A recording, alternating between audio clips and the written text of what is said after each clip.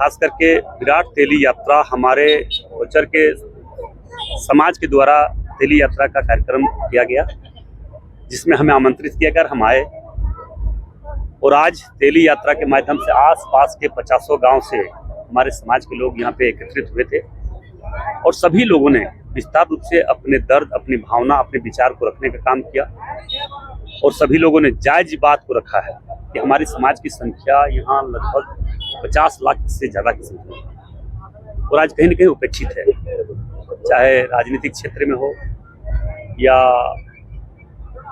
आर्थिक स्थिति उनकी हो, बहुत कमजोर है। आप चले जाइए गुमला, सिमडेगा, कुट्टी, लातेहार, तो इस क्षेत्र में हमारे समाज की संख्या बहुत ज़्यादा होने के बाद भी उनकी आर्थिक स्थिति बहुत कमजोर है। इसलिए हम लोगों ने लगातार ओबीसी का भी मांग कर रहे हैं कि हमारे ओबीसी का आरक्षण बढ़ाया जाए ताकि हमारे आने वाली पीढ़ियों को उनको हक और अधिकार मिल सके। मगर यहाँ पे देख रहे हैं कि हमारा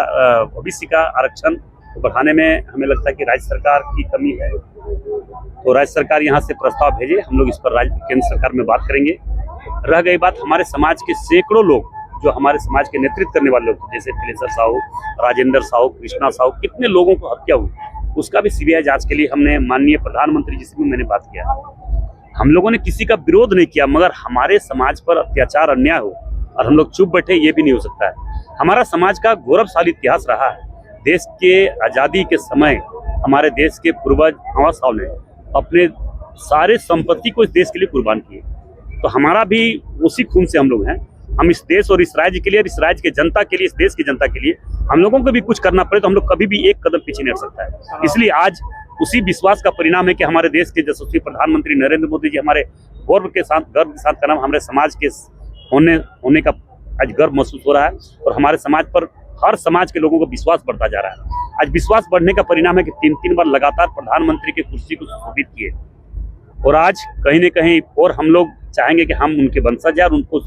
विश्वास को और जनता के प्रति और विश्वास ज्यादा बढ़ाने का प्रयास करेंगे। समाज को एकजुट करने का क्या एक मोटिव है? देखिए नहीं, मोटिव कुछ नहीं है, हम लोग कोई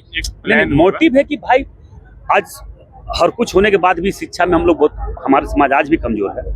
आर्थिक स्थिति से कमजोर है, तो कैसे वो आगे बढ़े, शिक्षा के क्षेत्र में आगे बढ़े,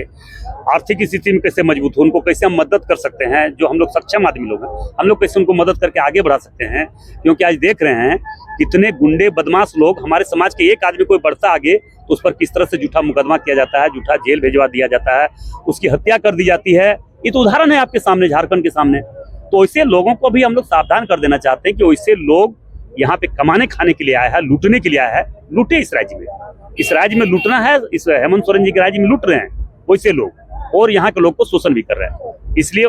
हम उसका चिंता नहीं करते, वैसे लोगों को जवाब हम लोग देंगे, हम लोग जवाब दिए हैं और जवाब देंगे। वैसे लोगों को हम लोग छोड़ने भी नहीं जा रहे हैं। इसलिए हम लोग इस चीज को दर्शाना चाहते हैं कि हम जैसे बीजेपी के सांसद हैं तो हम अपने केंद्रीय नेतृत्व को, हमारे जो स्टेट के नेतृत्व करने वाले हमारे बाबूलाल मरांडी जी हैं, हमारे आदित्य साहू जी हैं, हम उनके पास रखेंगे अपनी बात को, हमारे समाज के साथ किस तरह से अन्याय हो रहा है, अत्याचार हो रहा है, जबकि शुद्ध रूप से